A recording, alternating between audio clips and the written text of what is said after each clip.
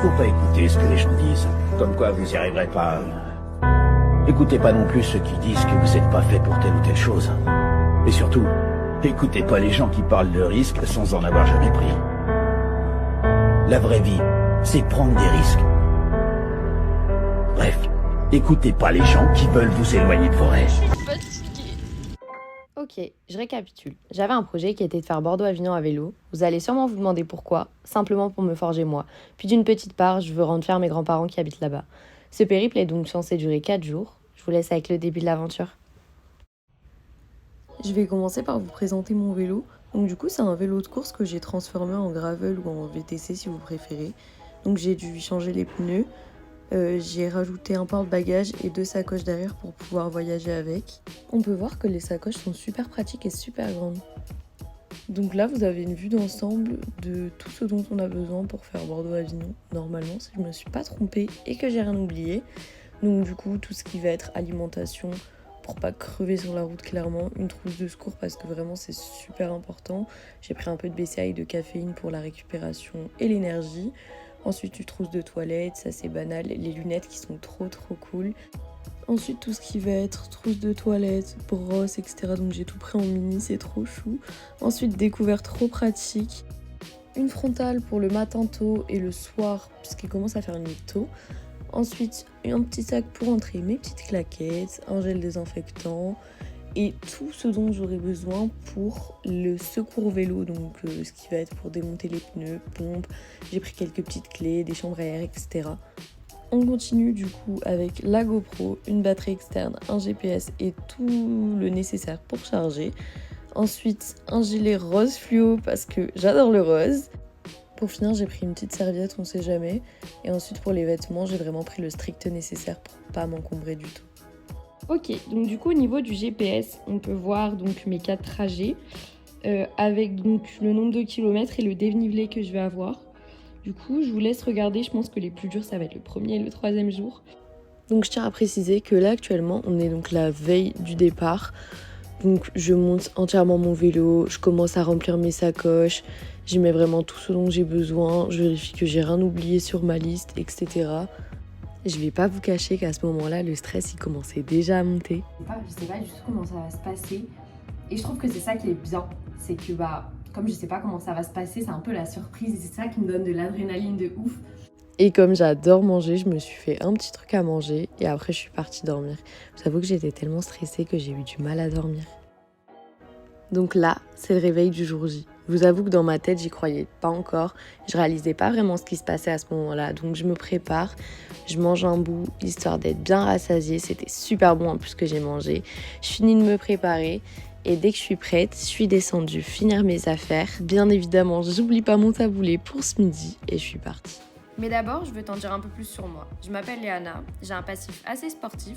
J'ai fait de la gym, du judo, du tennis, de la natation, du foot, du skate, de la musculation et j'en passe. Mon but est de te montrer que tout est possible. À 16 ans, j'ai arrêté l'école. Suite à ça, j'ai énormément déçu mes parents, mon frère et toute ma famille. Alors j'ai décidé de trouver un boulot pour me faire de l'argent.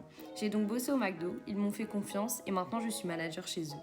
Cette période m'a redonné confiance en moi et j'ai donc voulu tester mes limites avec ce projet qui est de faire Bordeaux-Avignon à vélo en 4 jours. Aujourd'hui, pour le premier jour, je pars pour 203 km. Ma pauvre petite lampe, elle éclairait rien du tout. Écoutez, 3 km, c'est rien, hein, mais je me dis qu'il m'en reste 197 du coup. Il fait hyper noir. Je sais pas du tout où je suis.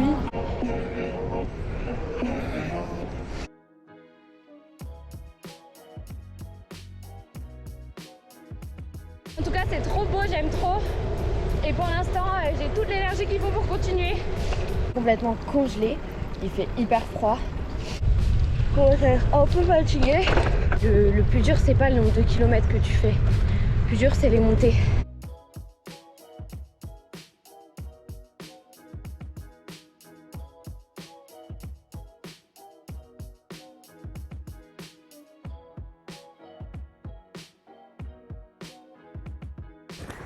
Du coup là le soleil s'est levé, j'ai une vue incroyable.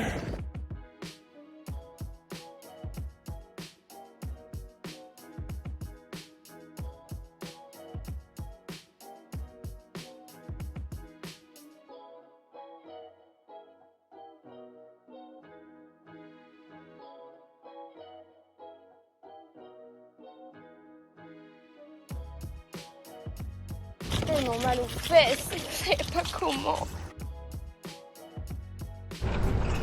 Je vous jure que c'est trop dur. J'ai l'impression que je vais même pas y arriver. Alors ce qui s'est passé, c'est que sur les 20 derniers kilomètres, j'y croyais plus, mais alors plus du tout. Le réveil du deuxième jour, il a été assez compliqué, mais on m'avait préparé un petit déj trop mignon. Donc du coup, j'ai trop bien mangé, je me suis préparée et à 4h30, j'ai pris la route. Aujourd'hui, c'est 178 km qui m'attendent. Ok, donc du coup, ce matin, j'ai hyper froid, donc j'ai bien pu en plus.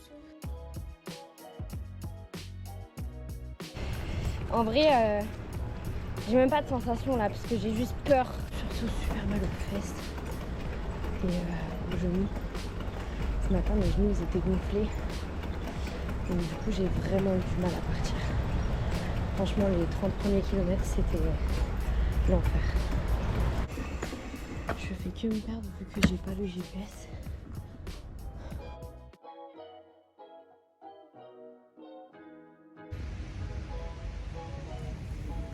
Je suis hyper crade. J'ai eu plein de problèmes ce matin. Je suis tombée 3 fois. Le temps aujourd'hui n'est pas du tout avec moi. J'ai même pas vu le lever du soleil tellement il faisait gris. Là c'est un peu brouillardeux, c'est pas très agréable, je vous avoue. Franchement je suis au bout, vraiment, je suis au bout.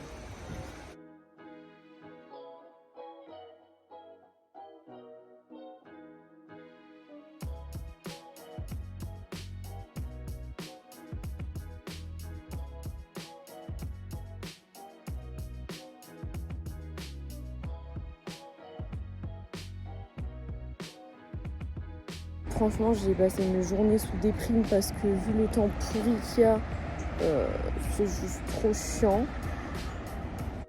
Je vous avoue que de chanter, ça me redonnait un petit peu le sourire, donc... Alors là, je vous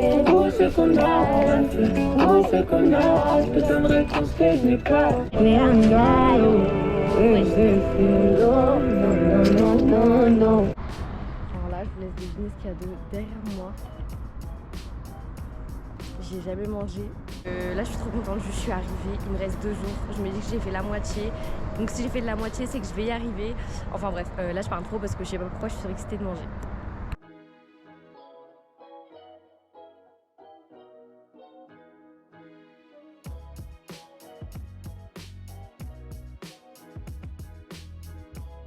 C'était trop bon ce que j'ai mangé. Je suis arrivée à l'hôtel, je me suis déchaussée, j'ai pris ma douche et j'ai filé dans le lit.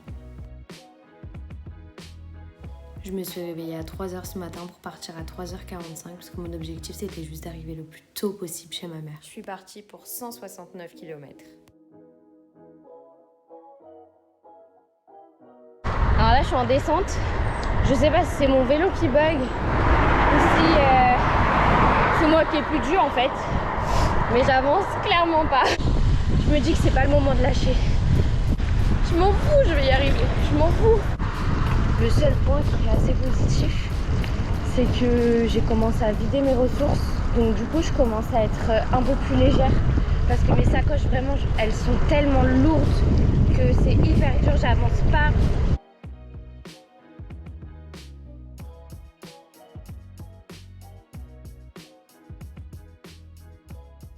Ok, donc là, je me suis arrêtée. Faut que je bois un truc.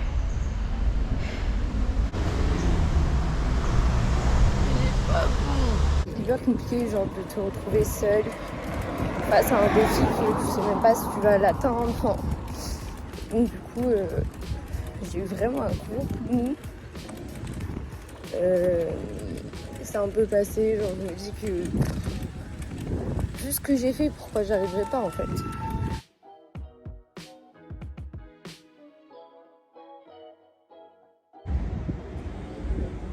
Ben, en gros, j'ai des trous dans le mollet.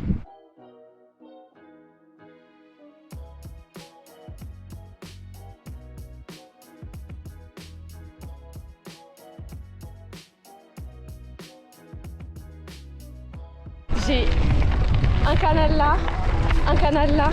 C'est trop beau. Vraiment là, je kiffe. Là, je vous jure, les rayons de soleil face où les voyez me rendent juste trop heureuse. 2 jours que je suis en déprime parce qu'il y a un temps vraiment pourri. Et là, le premier rayon... Oh, aïe, aïe, aïe.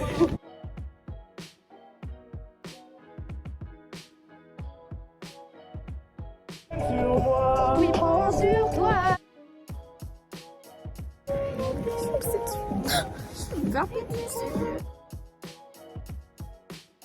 Je vous jure que les 10 derniers kilomètres, ils sont trop durs. J'ai hyper mal aux fesses et aux genoux. Mais je me dis qu'il m'en reste 10 et après je suis chez maman. Donc ça le fait, ça le fait. En vrai, je suis fatiguée, je pense qu'à faire de la maille.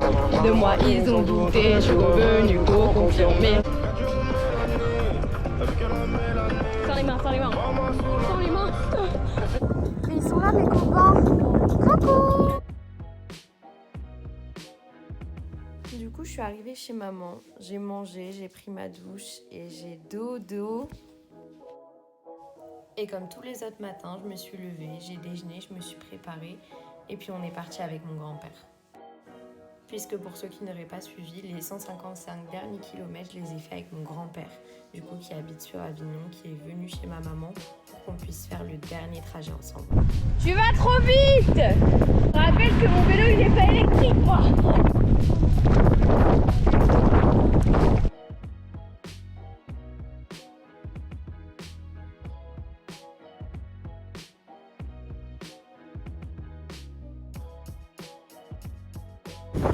Il y a tellement de vent que j'avance pas.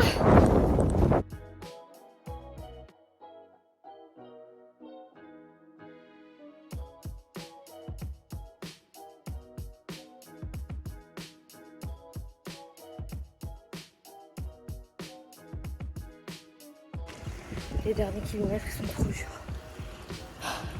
Je suis arrivée à Avignon. Mais là il faut aller jusqu'à je sais pas qui. Allez.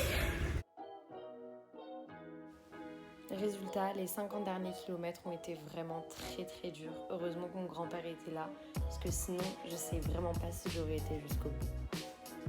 À l'arrivée, je savais pas trop quoi faire, ni trop quoi dire. J'avais super mal, j'arrivais plus à bouger. J'étais juste bouche bée en fait de ce qui se passait. Récapitulons.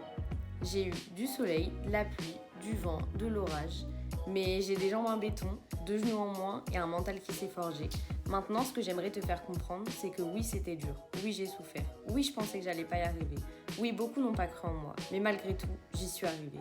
Et si j'en suis capable, tu l'es aussi. Donne-toi-en juste les moyens. Quand on veut, on peut.